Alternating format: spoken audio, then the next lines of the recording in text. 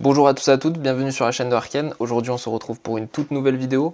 Je tenais à vous remercier pour les nouveaux abonnés qui sont sur la chaîne à travers la dernière vidéo qui a bien marché. Voilà, n'hésitez pas à vous abonner pour ceux qui regardent et qui ne le sont pas encore. Aujourd'hui, vidéo en temps de crise. En fait, dites-vous que j'ai tourné il y a même pas 30 minutes pour faire le bilan un peu sur les cryptos, etc. Je dis que je m'étais mis à break-even sur pas mal de projets où j'étais en poche active, ça veut dire que j'investissais sur du court terme et non du long terme.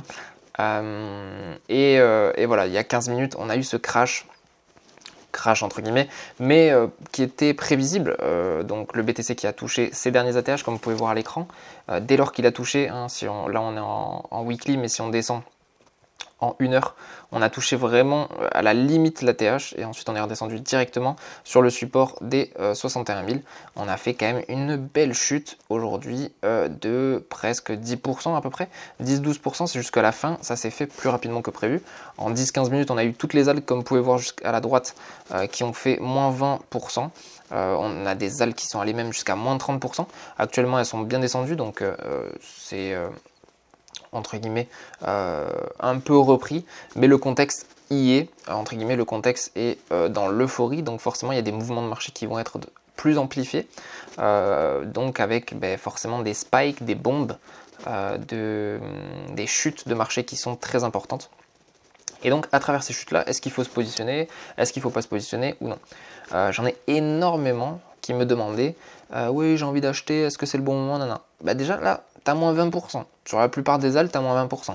Donc si tu veux commencer à investir et à ne pas rater le train, entre guillemets, détache-toi un peu de ta psychologie, mets une partie de ton capital à l'heure actuelle, et comme ça déjà, tu seras un peu plus soulagé.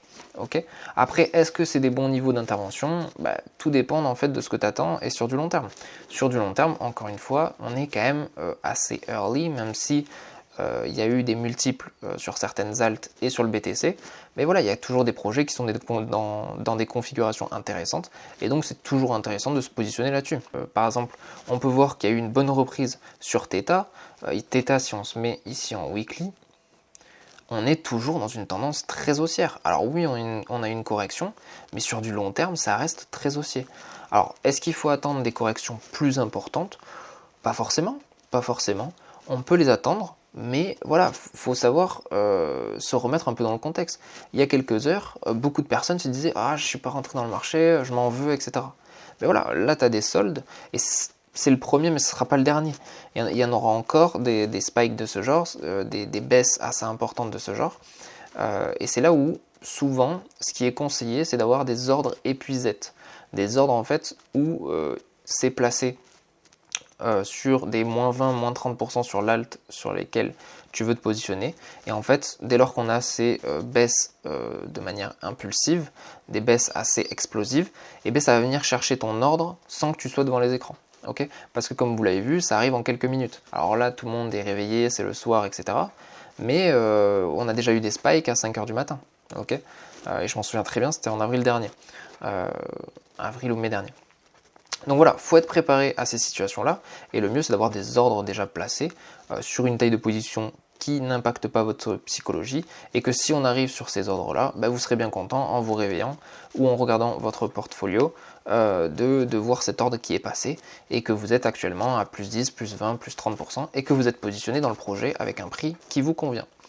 Donc voilà, donc ça c'est à savoir. Aujourd'hui, je ne pense pas qu'on va faire une analyse des projets, parce que tous les projets sont sur des niveaux d'intervention que j'attendais. Gal, par exemple, ici, c'est un niveau d'intervention dont on a parlé dans la newsletter. Je vous invite à la rejoindre directement. C'est gratuit, c'est gratuit. Moi, je vous présente juste mes plans de la semaine, et vous avez tout directement dedans. Donc Gal, ici, c'est un projet assez intéressant. Et ici, on rentre potentiellement sur le support. On attendait ici, à travers la bougie impulsive en weekly, un retracement. On avait les 50% qui étaient souvent méchés, mais jamais franchis. Là, on a eu le franchissement. Ça reste toujours une mèche, mais on a pu potentiellement s'insérer sur cette mèche-là. Okay, donc ça, c'est un exemple parmi tant d'autres. Wave, par exemple, je suis sorti, mais en l'occurrence, on tente toujours la cassure de ce support-là. Moi, ce que je voulais, c'est me positionner sur Jasmy et CKB. En l'occurrence, on a eu des points d'achat plus intéressants. Après, voilà, c'est des cryptos qui sont à tendance très forte, donc forcément, chaque repli est très vite payé. et donc bah, le prix remonte de manière assez forte.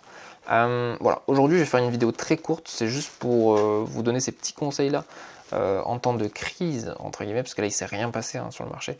On a eu moins 10, moins 30%, c'est rien.